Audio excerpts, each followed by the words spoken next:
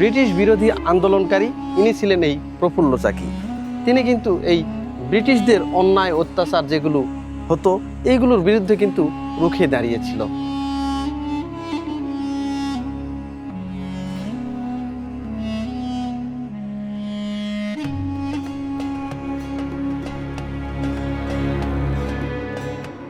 এই ভারতবর্ষকে স্বাধীন করার জন্য ইংরেজদের হাত থেকে, পরাধীনতার হাত থেকে উনি নিজে চেষ্টাও করে গেছেন এবং নিজে এই দেশের জন্যে, এই দেশকে মুক্ত করার জন্য নিজের শেষ পর্যন্ত নিজের জীবন বিসর্জন দিয়ে উনি চলে গেছেন। একজন তরুণ, বয়স মাত্র ১৯, সামনে পুরো জীবন পড়ে আছে, কিন্তু তিনি বেছে নিলেন মৃত্যু। কেন, কোন শক্তি একজন কিশোরকে হাসি মুখে মৃত্যুকে আলিঙ্গন করতে শেখায়? আজ আমরা জানব এমন এক বাঙালির গল্প, যার নাম ইতিহাসের পাতায় আছে কিন্তু মানুষের মুখে খুব কম শোনা যায়। চাচা, এই প্রফুল্ল চাকি চেনেন? মানে আমরা নাম শুনি বা কি শুনছেন? যে মানে প্রফুল্ল চাকি। আচ্ছা, উনি কি ছিলেন? তা তো বলতে পারবো না। এটাও বলতে পারবেন না? তিনি বগুড়ার সন্তান, বাংলার দুর্ধর্ষ বিপ্লবী প্রফুল্ল চাকি।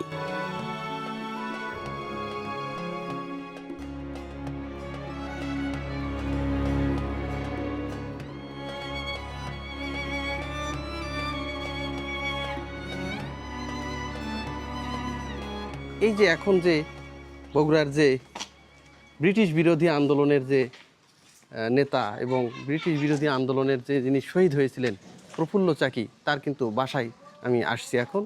এই যে স্থানীয় একজন চাচাকে আমরা পেলাম, ওনার কাছ থেকে আসলে একটু শুনি দেখি প্রফুল্ল চাকি সম্পর্কে। চাচা, আপনার বাড়ি তো এখানেই না? হ্যাঁ, এখন বর্তমানে এখানে না? আচ্ছা, যে প্রফুল্ল চাকি সম্পর্কে আপনি কতটুকু জানেন?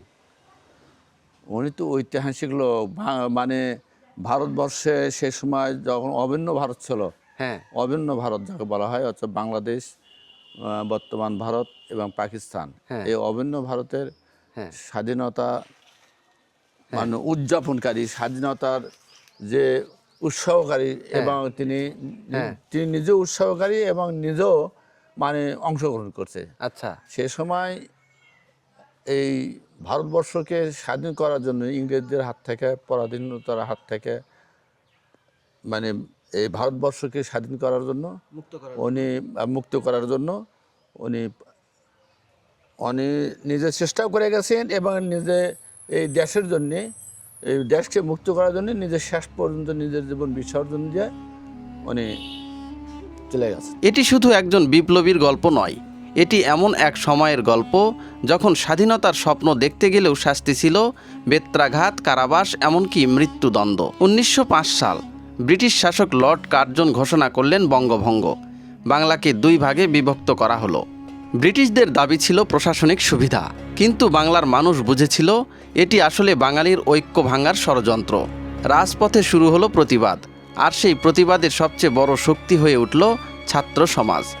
ব্রিটিশ সরকার ভয় পেয়ে জারি করল কার্লাইল সার্কুলার। নির্দেশ দেওয়া হলো কোনো শিক্ষার্থী আন্দোলনে অংশ নিতে পারবে না।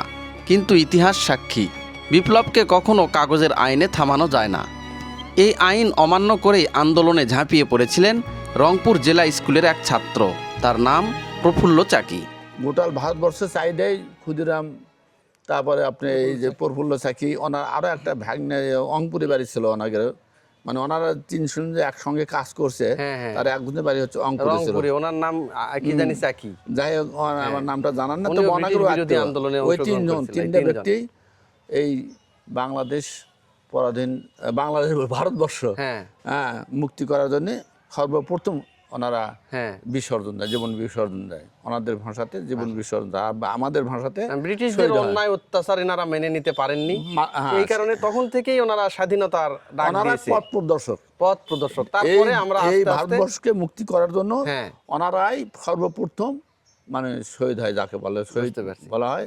ওনারাই হচ্ছে এই স্বাধীনতা, স্বাধীন পরাধীন তার রক্ষা পাওয়ার জন্য ওনারা ৩ জনে আমাকে পথ প্রদর্শক হয়েছেন ওনারা।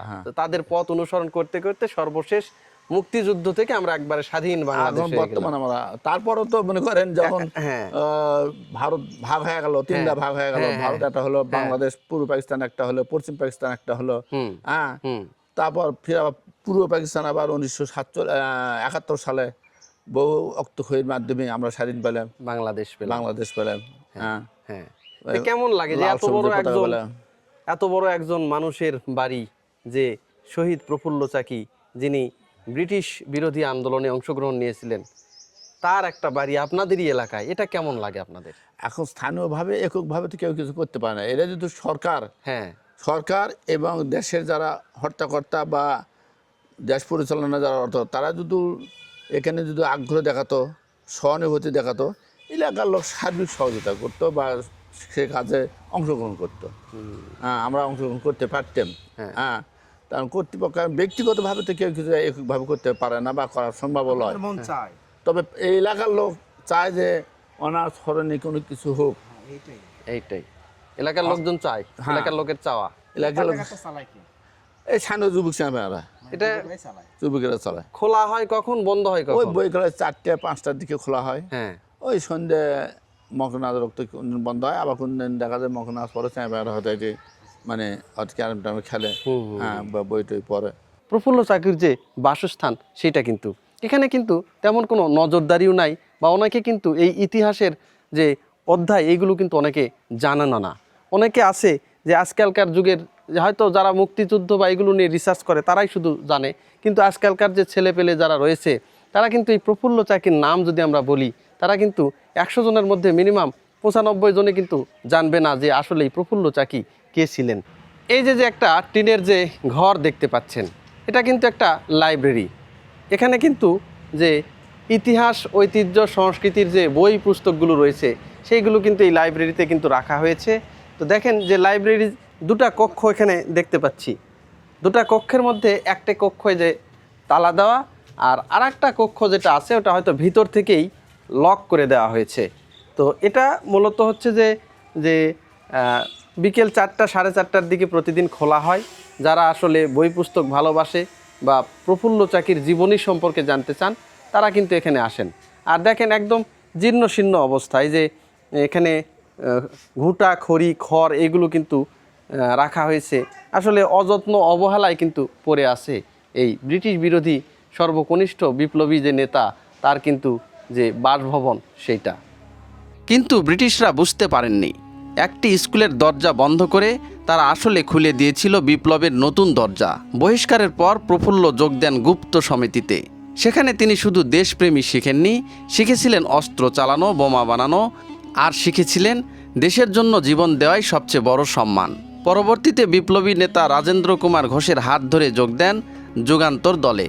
সেখানেই তার পরিচয় হয় অরবিন্দ ঘোষ, হেমচন্দ্র, সুবোধ মল্লিক সহ সেই সময়ের কিংবদন্তি বিপ্লবীদের সঙ্গে। প্রফুল্লর প্রথম বড় দায়িত্ব ছিল ব্রিটিশ লেফটেন্যান্ট গভর্নর ব্যামফিল্ড ফুলারকে হত্যা করা।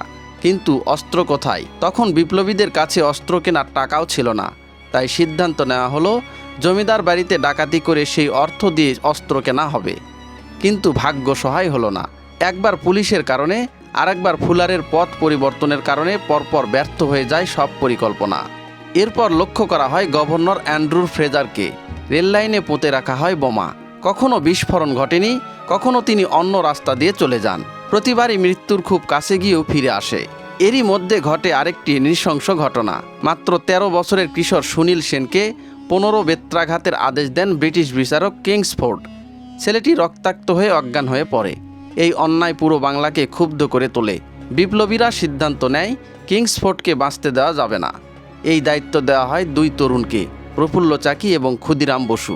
1908 সালের এপ্রিল 2 তরুণ পৌঁছে যান মুজাফফরপুরে। দিনের পর দিন নজরদারি, অপেক্ষা, আরও অপেক্ষা। অবশেষে 30শে এপ্রিল রাত 8টা, অন্ধকার রাস্তা ধরে এগিয়ে আসছে একটি সাদা ঘোড়ার গাড়ি। প্রফুল্ল আর ক্ষুদিরাম নিশ্চিত হয় এটাই কিংসফোর্ডের গাড়ি। এক মুহূর্ত দেরি নয়, বোমা ছুড়ে মারা হলো। প্রচণ্ড বিস্ফোরণে উড়ে গেল পুরো গাড়ি। কিন্তু ভয়ঙ্কর একটি ভুল হয়ে গেছে। গাড়িতে কিংসফোর্ড ছিলেন না। নিহত হন 2 ইংরেজ মহিলা, মিসেস কেনেডি ও তার কন্যা। এবার শুরু হলো পালানোর লড়াই। প্রফুল্ল ও ক্ষুদিরাম আলাদা পথে পালাবার সিদ্ধান্ত নেন। প্রফুল্ল ছদ্মবেশে ট্রেনে করে কলকাতার উদ্দেশ্যে রওনা হন। 2রা মে ট্রেনে নন্দলাল ব্যানার্জি নামে এক পুলিশ দারোগা সমস্তিপুর রেল স্টেশনের কাছে প্রফুল্লকে সন্দেহ করেন। প্রফুল্ল পালানোর চেষ্টা করেন, রিভলভার থেকেও গুলি ছোড়েন, কিন্তু বুঝতে পারেন আর বাঁচার উপায় নেই। ব্রিটিশদের হাতে ধরা পড়ে সহযোদ্ধাদের নাম প্রকাশ করার চেয়ে নিজের জীবন বিসর্জন দেওয়াই শ্রেয়। 1908 সালের 2রা মে নিজের রিভলভারের নিজের দিকেই তাক করলেন তিনি। 2টি গুলির শব্দে থেমে গেল মাত্র 19 বছরের একটি জীবন। তবে থেমে যায়নি স্বাধীনতার সংগ্রাম। পরবর্তীতে অনেক ঐতিহাসিকবিদ অনুমান করেন প্রফুল্ল আত্মহত্যা করেননি, তাকে খুন করে মাথা কেটে নেওয়া হয়। ক্ষুদিরাম পরবর্তীকালে ধরা পড়েন এবং তাকেও ফাঁসি দেওয়া হয়। ব্রিটিশ পুলিশ ইন্সপেক্টর নন্দলালকে 9 নভেম্বর 1908 সালে হত্যা করে প্রফুল্ল চাকিকে ধরিয়ে দেওয়ার বদলা নেন অপর 2 বাঙালি বিপ্লবী রনেন গাঙ্গুলি ও শশীচন্দ্র পাল। আচ্ছা, যে প্রফুল্ল চাকি আছে না, হ্যাঁ, ওনাকে চেনেন?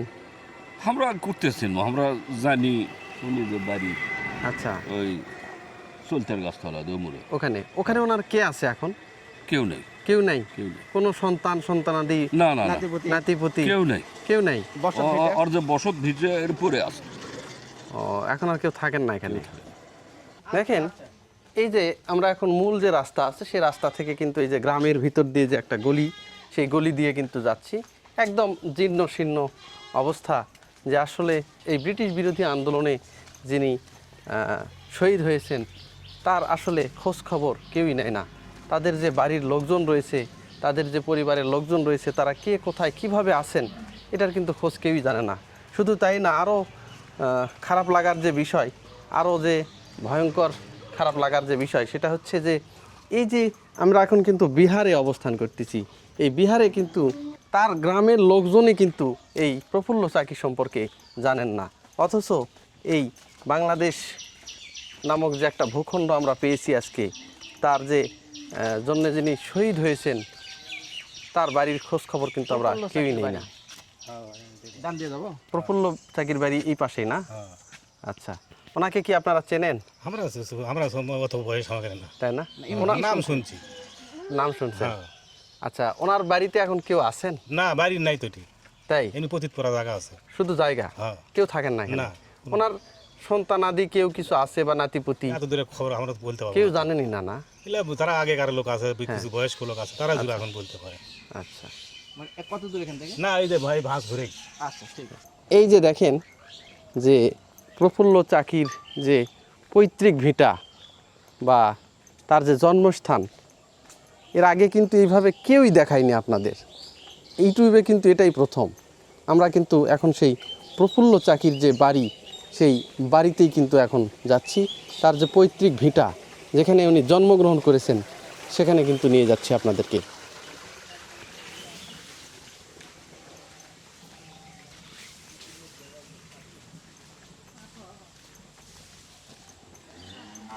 প্রফুল্ল চাকির ভিটা কোনটা বাবা?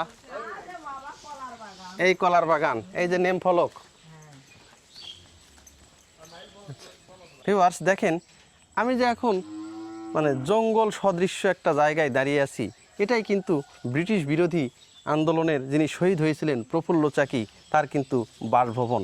এই ভিটাতেই তিনি জন্মগ্রহণ করেছেন, এখানেই তিনি দৌড়াইছেন, খেলছেন, এখানকার ধুলিমাখা পরিবেশেই কিন্তু তিনি বড় হয়েছেন।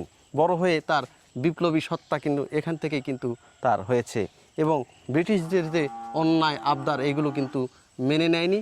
ব্রিটিশদের বন্দুকের মুখে তারা কিন্তু বুক চেতিয়ে দিয়েছিল। এটাই সেই ব্রিটিশ বিরোধী আন্দোলনের যে শহীদ প্রফুল্ল চাকি, তার কিন্তু বাসা। এখন এখানে দেখেন শুধুমাত্র একটা তার স্মরণে একটা স্মৃতিস্তম্ভ করে রাখা হয়েছে, এর বাইরে কিন্তু এখানে কিছুই নাই। আশেপাশে বাড়িঘর হয়ে গেছে, কিন্তু এখানে যে একটা কোনো ধরনের ভালো একটা স্থাপনা, এটা কিন্তু নির্মাণ করা হয়নি। এটা কিন্তু অযত্ন অবহেলায় এরকমভাবেই পড়ে আছে।